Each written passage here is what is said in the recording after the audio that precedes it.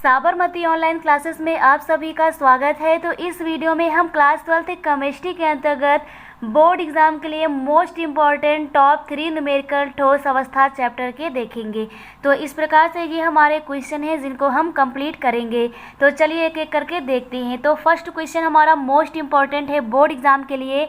58.5 ग्राम NaCl में इकाई सेलों की संख्या ज्ञात कीजिए। तो फर्स्ट क्वेश्चन हमारा है इकाई सेलों की संख्या ज्ञात करनी है। यहाँ पर हमें 58.5 ग्राम NaCl दिया गया है। तो सबसे पहले यहाँ पर हम लोग डाटा गिवन नोट कर लेते हैं। डाटा गिवन में यहाँ पर हम लोग लिखेंगे, यहाँ पर हमें दिया गया है NaCl, क्योंकि हमारा जो पदार्थ यहाँ पर है वो क्या है, NaCl है। तो यहाँ पर दिया गया है NaCl की मात्रा। तो NaCl की मात्रा दी गई है 58.5 ग्राम, इस प्रकार से लिख देते हैं। इसी के साथ में हमसे यहाँ पर पूछा गया है इकाई सेलों की संख्या। तो इकाई सेलों की संख्या ये हमें ज्ञात करना है। तो इस प्रकार से यहाँ पर हम डाटा गिवन नोट कर देते हैं। इसके बाद यहाँ पर हम लोग डाल देते हैं सॉल्यूशन। सॉल्यूशन के अंतर्गत यहाँ पर हम लोग लिखेंगे कि जो हमारा NaCl है इसमें सबसे पहले हम लोग पता करते हैं मोलों की संख्या। इकाई सेलों की संख्या निकालने के लिए करना क्या होता है, जो इकाई सेलों की संख्या होती है वो होती है अवोगाद्रो नंबर के बराबर। इकाई सेलों की संख्या किसके बराबर होती है, अवोगाद्रो नंबर के बराबर। क्यों? क्योंकि मोलों की संख्या जो होती है वो अवोगाद्रो नंबर के बराबर होती है। तो यहाँ पर हम पता करेंगे मोल कितने हैं, जो हमारा NaCl है इसमें मोल कितने हैं। तो यहाँ पर हम मोलों की संख्या सबसे पहले निकाल लेते हैं। तो यहाँ पर हम लोग लिखेंगे NaCl में मोलों की संख्या, मोलों की संख्या। तो इस प्रकार से यहाँ पर हम लिखेंगे कितने ग्राम में, 58.5 ग्राम NaCl में मोलों की संख्या। तो मोलों की संख्या बराबर होता है विलेय की मात्रा, यहाँ पर आपको फार्मूला भी याद रखना है, विलेय की मात्रा बटे होता है हमारा विलेय का अणुभार। विलेय की मात्रा बटे विलेय का अणुभार। तो इस प्रकार से आपको ये फार्मूला भी याद रखना है मोलों की संख्या निकालने के लिए, क्योंकि अगर हमें मोलों की संख्या मिल जाएगा ना तो इकाई सेलों की संख्या आसानी से मिल जाएगा, क्योंकि जो मोलों की संख्या आएगा उसे बराबर करेंगे अवोगाद्रो नंबर के। तो मान लीजिए हमारा 4 मोल आया तो 4 मोल बराबर अवोगाद्रो नंबर के, फिर 1 मोल का पता कर लेंगे। और अगर हमारा 1 मोल आया तो वो तो अवोगाद्रो नंबर के बराबर ही होगा। इसी प्रकार से 10 मोल आया तो उसे अवोगाद्रो नंबर के बराबर करेंगे। कुल मिला के जितनी मोलों की संख्या आएगी उसे हम बराबर कर देंगे अवोगाद्रो संख्या के। तो यहाँ पर इस प्रकार से हम पहले मोलों की संख्या निकालते हैं। तो मोलों की संख्या निकालने के लिए हमें क्या चाहिए, अणुभार चाहिए। विलेय की मात्रा मीन्स जो पदार्थ है उसकी मात्रा तो दिया गया है, लेकिन विलेय का अणुभार नहीं दिया गया है। तो यहाँ पर सबसे पहले हम लोग निकालेंगे विलेय का अणुभार, विलेय का अणुभार। तो यहाँ पर विलेय के रूप में हमारा NaCl है, तो यहाँ पर हम N निकालेंगे NaCl का। तो इस प्रकार से यहाँ पर हो जाएगा, सोडियम का परमाणु क्रमांक हमारा 11 होता है, तो इसका परमाणु भार कितना हो जाएगा, 23 हो जाएगा। प्लस लगाएंगे क्लोरीन का परमाणु क्रमांक 17 होता है, इसका परमाणु भार हो जाएगा 35.5। तो इस प्रकार से यहाँ पर इसको हम जोड़ेंगे तो हमारा आ जाएगा 58.5। तो इस प्रकार से हमने क्या निकाल लिया है, अणुभार निकाल लिया है। अब इस फार्मूले में यहाँ पर हम रख देंगे तो हमें मोलों की संख्या मिल जाएगा। तो यहाँ पर हम लिखेंगे 58.5 ग्राम NaCl में मोलों की संख्या, क्या निकालेंगे, मोलों की संख्या। तो इस प्रकार से यहाँ पर हो जाएगा विलेय की मात्रा, विलेय हमारा कितना दिया गया है 58.5, और अणुभार भी हमारा कितना आया है 58.5। तो यहाँ पर ये सेम है। तो इस प्रकार से हो जाएगा 58.5 विलेय की मात्रा बटे विलेय का अणुभार कितना आया है 58.5। इस प्रकार से इसको हम डिवाइड करेंगे तो हमारा हो जाएगा 1 आ जाएगा। तो 58.5 ग्राम NaCl में कितने मोल हैं, मोलों की संख्या कितनी है, 1 है। और जितने भी मोलों की संख्या आई है ये बराबर होगा अवोगाद्रो संख्या के। तो इस प्रकार से हम लिखेंगे कि 1 मोल NaCl में इकाई सेलों की संख्या, इकाई सेलों की संख्या। तो इस प्रकार से हो जाएगा इकाई सेलों की संख्या बराबर हो जाएगा अवोगाद्रो संख्या के। और आपको अवोगाद्रो संख्या का मान याद रखना है 6.022 इंटू 10⁻23। तो बहुत आसानी से आपको यहाँ तक क्लियर हो गया होगा। तो 1 मोल NaCl में इकाई सेलों की संख्या 6.022 इंटू 10⁻23। ये 1 मोल का मतलब है 58.5 ग्राम NaCl है। तो इस प्रकार से यहाँ तक आप लोगों को क्लियर हो गया होगा, या इसी को हम ऐसे लिख सकते हैं 58.5 ग्राम NaCl में इकाई सेलों की संख्या, यहाँ पर लिखेंगे इकाई सेलों की संख्या, तो यहाँ पर हो जाएगा इक्वल टू 6.022 इंटू 10⁻23 अपान, यहाँ पर डिवाइड करना होगा परमाणु, यहाँ पर डिवाइड करना होगा प्रभावी कण से कि NaCl में कितने प्रभावी कण होते हैं। तो NaCl में FCC व्यवस्था होती है, इसलिए यहाँ पर प्रभावी कण कितने होंगे, 4 होंगे। तो यहाँ पर हम 4 से डिवाइड करेंगे और यहाँ पर लिखेंगे कि जो NaCl होता है, NaCl में FCC व्यवस्था होती है। NaCl में कौन सी व्यवस्था होती है, FCC व्यवस्था होती है। अतः यहाँ पर लिखेंगे NaCl में प्रभावी कण, NaCl में प्रभावी कण जो होगा Z होगा, जो इसका मान कितना हो जाएगा, 4 हो जाएगा। तो इस प्रकार से यहाँ पर हम 4 से डिवाइड कर देंगे, तो यहाँ से हमें मिल जाएगा 58.5 ग्राम NaCl में इकाई सेलों की संख्या इक्वल टू 6.022 इंटू 10⁻23 अपान 4। अब इसको यहाँ पर हम डिवाइड करेंगे 4 से, तो ये हमारा जाएगा 1 टाइम पे मीन 1 पॉइंट के बाद जाएगा 5 और यहाँ पर आगे फिर हमारा हो जाएगा 0.55 इंटू 10⁻, कितना हो जाएगा 23। तो इस प्रकार से हमने निकाल लिया 58.5 ग्राम NaCl में इकाई सेलों की संख्या, इकाई सेलों की संख्या। तो इस प्रकार से आप लोगों को इकाई सेलों की संख्या निकालना क्लियर हो गया होगा। तो यहाँ पर हमने निकाला है 58.5 ग्राम NaCl में इकाई सेलों की संख्या, कितना आया है यहाँ पर हमारा 1.5055 इंटू 10⁻23। तो इस प्रकार से हमारा जो आंसर हो जाएगा 58.5 ग्राम NaCl में इकाई सेलों की संख्या होगा 1.5055 इंटू 10⁻23। तो इस प्रकार से फर्स्ट क्वेश्चन आप लोगों को क्लियर हो गया होगा इकाई सेलों की संख्या निकालने का। नेक्स्ट हम लोग सेकंड क्वेश्चन देखते हैं। सेकंड क्वेश्चन है हमारा कि चांदी का क्रिस्टलीकरण FCC जालक में होता है। तो जो चांदी है इसका जो क्रिस्टलीकरण है कौन से जालक में होता है, FCC जालक में होता है। यदि इसकी कोष्ठिका के कोर की लंबाई, जो कोर की लंबाई होता है इसे हम A से प्रदर्शित करते हैं, ये हमें दिया गया है, तथा यहाँ पर हमें घनत्व दिया गया है 10.5 ग्राम प्रति सेंटीमीटर क्यूब है। तो चांदी का परमाणु द्रव्यमान ज्ञात कीजिए। तो यहाँ पर हमें चांदी का परमाणु द्रव्यमान m ज्ञात करना है। तो इस प्रकार से होता क्या है, जो हमारा FCC होता है तो उसके लिए हम यहाँ पर क्रिस्टल जालक बना लेते हैं। एक यहाँ पर घर हमने बना लिया है। FCC में होता क्या है, जो अवयवी कण होते हैं ये कोनों पर स्थित होते हैं, साथ ही साथ प्रत्येक फलक पर स्थित होते हैं।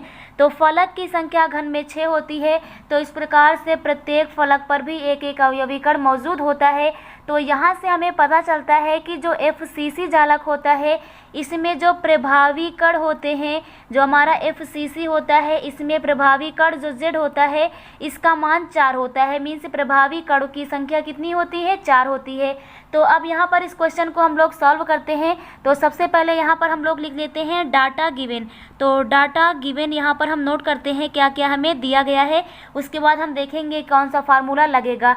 तो यहाँ पर कहा गया है चांदी का क्रिस्टलीकरण FCC जालक में होता है।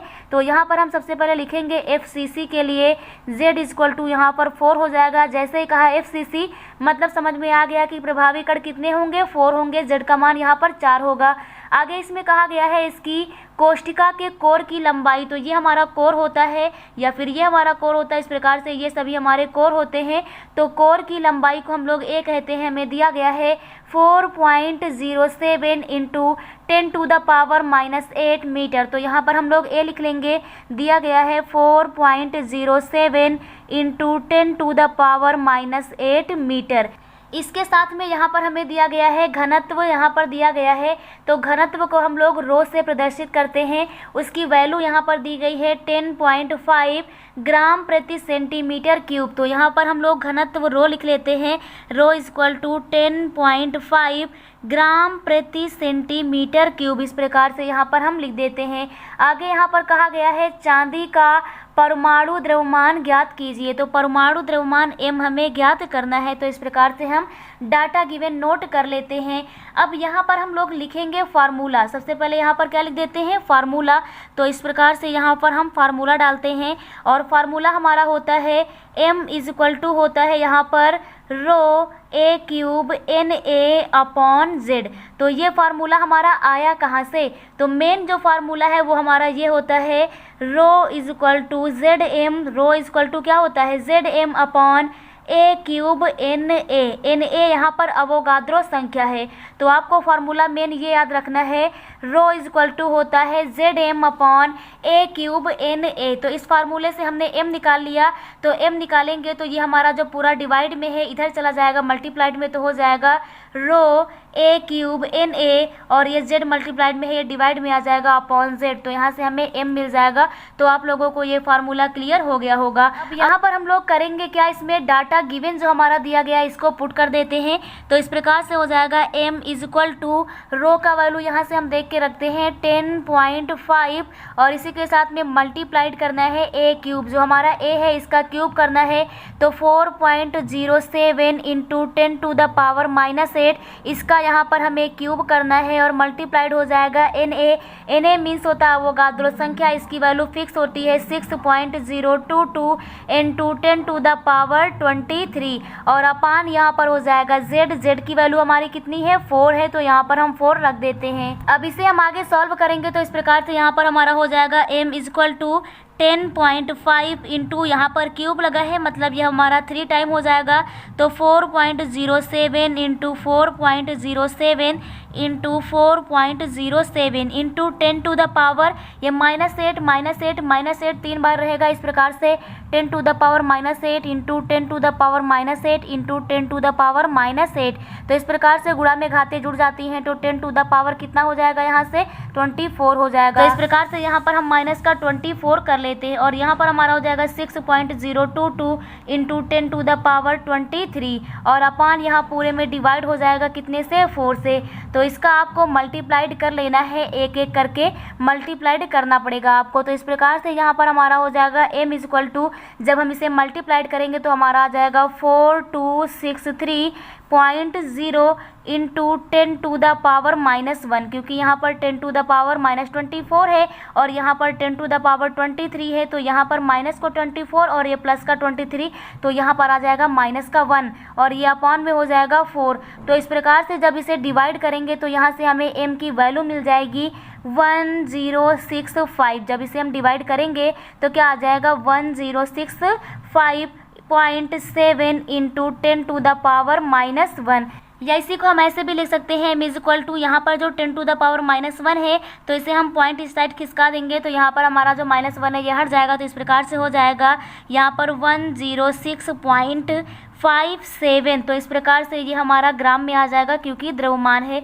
तो इस प्रकार से हमारा द्रव्यमान यहाँ पर आ जाता है 106.57 ग्राम। तो इस प्रकार से हमारा सेकंड क्वेश्चन जो है फार्मूले पर बेस्ड था, rho equal to ZM upon a cube into NA। ये भी आप लोगों को क्लियर हो गया होगा। नेक्स्ट थर्ड क्वेश्चन देखते हैं कि चांदी एक घनी समृद्ध संकुलन CCP जालक बनाती है। इसके क्रिस्टल की एक्स किरण जांच से ज्ञात हुआ कि इसके एकक सेल के लिए कोर की लंबाई 408.6 पिकोमीटर है। चांदी के घनत्व की गणना कीजिए। तो यहाँ पर हमें घनत्व रो निकालना है और यहाँ पर दिया गया है चांदी का परमाणु द्रव्यमान दिया गया है 107.99 है। तो सबसे पहले यहाँ पर हम लोग क्या करेंगे, डाटा गिवन नोट कर लेते हैं। तो डाटा गिवन में यहाँ पर हमें दिया गया है कि जो जालक है वो CCP है। जालक किस प्रकार का है, CCP। तो यहाँ पर हम लिखेंगे CCP जो हमारा होता है इसके लिए Z की वैल्यू जो होती है वो कितनी होती है, 4 होती है। तो Z का मान कितना हो जाएगा, 4 हो जाएगा। इसी के साथ पे यहाँ पर कोर की लंबाई दी गई है। कोर की लंबाई हमारा A होता है तो A यहाँ पर दिया गया है 408.6 पिकोमीटर में दिया गया। पिकोमीटर को हम लोग सेंटीमीटर में चेंज करेंगे तो यहाँ पर 10 की घात -10 से गुणा करेंगे तो इस प्रकार से हो जाएगा A = 480.6 इंटू 10⁻⁻10 और ये हमारा हो गया सेंटीमीटर में। इसके बाद यहाँ पर हमसे कहा गया है रो हमें ज्ञात करना है। यहाँ पर हमें क्या निकालना है, घनत्व निकालना है। इसी के साथ यहाँ पर चांदी का द्रव्यमान दिया गया है m, दिया गया है सिल्वर का Ag का। तो चांदी का द्रव्यमान कितना यहाँ पर दिया गया है 107.99 दिया गया है। तो इस प्रकार से यहाँ पर हम लोग लिख देते हैं। अब यहाँ पर हम लिखेंगे फार्मूला कि हमारा फार्मूला कौन सा यूज होगा। तो यहाँ पर हम लोग लिखते हैं फार्मूला। तो फार्मूला हमारा होता है रो = ZM, क्या होता है रो = ZM अपॉन A³ Na यहाँ पर अवोगाद्रो संख्या है। तो इस प्रकार से यहाँ पर हम लोग फार्मूला नोट कर देते हैं। अब यहाँ पर हम लोग वैल्यू पुट करेंगे तो यहाँ पर हो जाएगा रो = Z की वैल्यू कितनी है हमारे पास 4 है क्योंकि CCP है। तो Z की जगह पर यहाँ पर हम 4 पुट कर देंगे। मल्टीप्लाइड होगा m का मान दिया गया है 107.99 अपॉन यहाँ पर बटे में हो जाएगा A³ तो A का मान दिया गया है 408.6 गुणे 10 की घात -10। तो इस प्रकार से हो जाएगा 408.6 गुणे 10 की घात -10 और इसका करना है हमें क्यूब और इसके साथ में यहाँ पर गुणा में हो जाएगा Na मीन्स अवोगाद्रो संख्या। तो उसकी वैल्यू होती है 6.022 इंटू 10⁻23। तो अब यहाँ पर इसे हम इस प्रकार से सॉल्व करेंगे। यहाँ पर क्यूब लगा होने का मीन्स है कि ये हमारा 3 टाइम्स है। तो इस प्रकार से यहाँ पर हम लिखेंगे रो = ऊपर हम मल्टीप्लाइड कर लेंगे तो मल्टीप्लाइड जब हम करेंगे तो हमारा आ जाएगा 431.6 मल्टीप्लाइड करने पर हमारा ये आ जाएगा। नीचे हम लोग इसे सॉल्व करेंगे तो सबसे पहले इसको हम क्या करेंगे 3 टाइम्स लिख देंगे। तो यहाँ पर हमारा हो जाएगा 408.6 गुणे 408.6 गुणे 408.6 और इसी के साथ में जो 10 की घात है इसको भी 3 टाइम्स करेंगे तो 10 की घात -10 गुणे 10 की घात -10 गुणे 10 की घात -10 हो जाएगा। और इसी के साथ में यहाँ पर है अवोगाद्रो संख्या 6.022 इंटू 10⁻23। तो इस प्रकार से यहाँ पर इसे हम सॉल्व करेंगे। अब आगे यहाँ से हमारा हो जाएगा रो = ये हो जाएगा 431.6 और यहाँ पर हो जाएगा अपॉन जब इस पूरे का मल्टीप्लाइड करेंगे तो मल्टीप्लाइड करने पर हमारा कुछ इस प्रकार से आ जाएगा। यहाँ पर हम इसको तथा ये हमारा जो अवोगाद्रो संख्या है इस पूरे का यहाँ पर मल्टीप्लाइड करेंगे। तो सबसे पहले हम इन तीनों का मल्टीप्लाइड कर देंगे तो हमारा आ जाएगा 68217388.056 इंटू यहाँ पर अवोगाद्रो संख्या 6.022 इंटू 10⁻23 हो जाएगा। तो इस प्रकार से यहाँ पर इसे हम सॉल्व करेंगे। इसके साथ में यहाँ पर हमारा कितना बच जाएगा, यहाँ पर हो जाएगा 10⁻⁻30। अब इसे हम आगे सॉल्व करेंगे तो इस प्रकार से हो जाएगा रो = 431.6 अपॉन यहाँ पर अब हम इस पूरे का मल्टीप्लाइड करेंगे। मल्टीप्लाइड करने पर यहाँ पर हमारा आ जाएगा 410805110.87 इंटू 10 यहाँ पर कितना हो जाएगा तो यहाँ पर हमारा हो जाएगा 10 यहाँ पर -7 हो जाएगा। 10 क्या हो जाएगा -7 हो जाएगा। तो अब यहाँ पर इसको हम ऊपर लेके जाएंगे तो 10 +7 हो जाएगा। तो रो = हो जाएगा 431.6 इंटू 10 यहाँ पर +7 हो जाएगा अपॉन यहाँ पर नीचे हमारा सेम टू सेम रहेगा 410805110.87। तो इस प्रकार से यहाँ पर इसे हम लिखते हैं। आगे हम इसे और सॉल्व करेंगे। यहाँ पर हमारा जो पॉइंट है इसको हम एक अंक खिसकाएंगे तो इस प्रकार से हमारा हो जाएगा 4316 इंटू 10 यहाँ पर हो जाएगा 6 अपॉन यहाँ पर आ जाएगा हमारा 410805110.87। तो अब इसे हम सॉल्व करेंगे तो इसे हम डिवाइड कर देंगे। तो डिवाइड करने पर हमारा यहाँ से आ जाएगा रो = यहाँ पर हो जाएगा 10.50। तो इस प्रकार से घनत्व भी हमारा यहाँ पर निकल आता है। रो = कितना आ जाएगा 10.50। तो आप लोगों को यहाँ पर घनत्व भी क्लियर हो गया होगा। तो ये हमारा ग्राम प्रति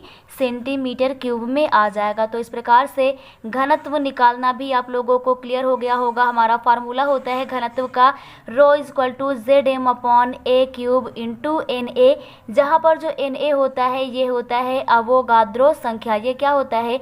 अवोगाद्रो संख्या हमारा होता है। तो इस प्रकार से जो हमारा थर्ड इम्पॉर्टेंट क्वेश्चन है चांदी के लिए, ये भी आप लोगों को क्लियर हो गया होगा। तो इस प्रकार से ये टॉप 3 जो हमारे इम्पॉर्टेंट न्यूमेरिकल हैं आप लोगों को क्लियर हो गए होंगे। Thank you.